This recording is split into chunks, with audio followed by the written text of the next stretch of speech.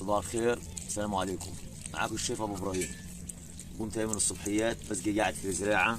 نعنع، الزعتر، اللمامه، والحمد لله ربنا اكرمنا وطلعت. هذه الجراده هذه قطعتها قبل شويه عشان نحطها على الفلافل، والحمد لله رب العالمين. قطعتها هنا حطيتها في الصينيه برا.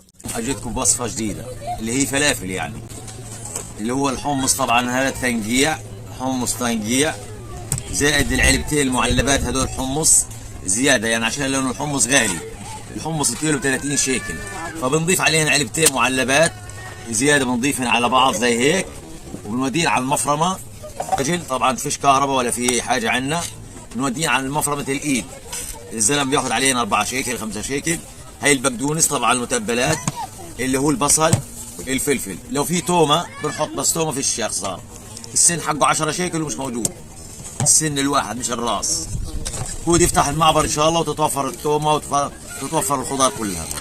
وهذا الفلافل شويه بنفرمه وبنوريكم اياه لما ينفرد ولما نقليه ان شاء الله.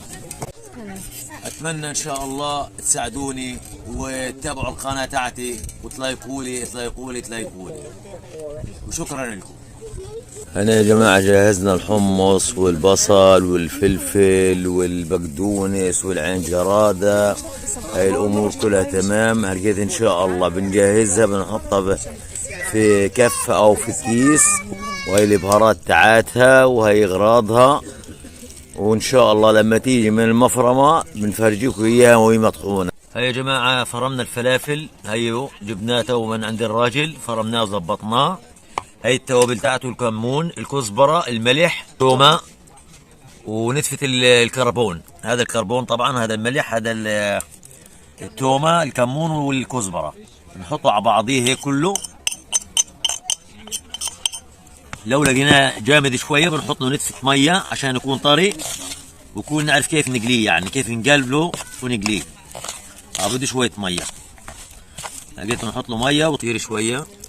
يلا حرك بس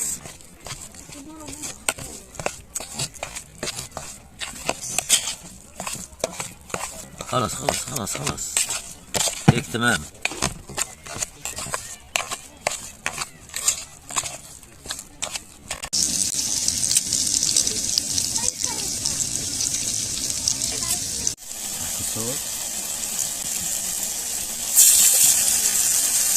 هاي بدينا نقلي يا جماعة. فرج المنظر محلاه. هاي بنعمل قراص هيك وبنقلي،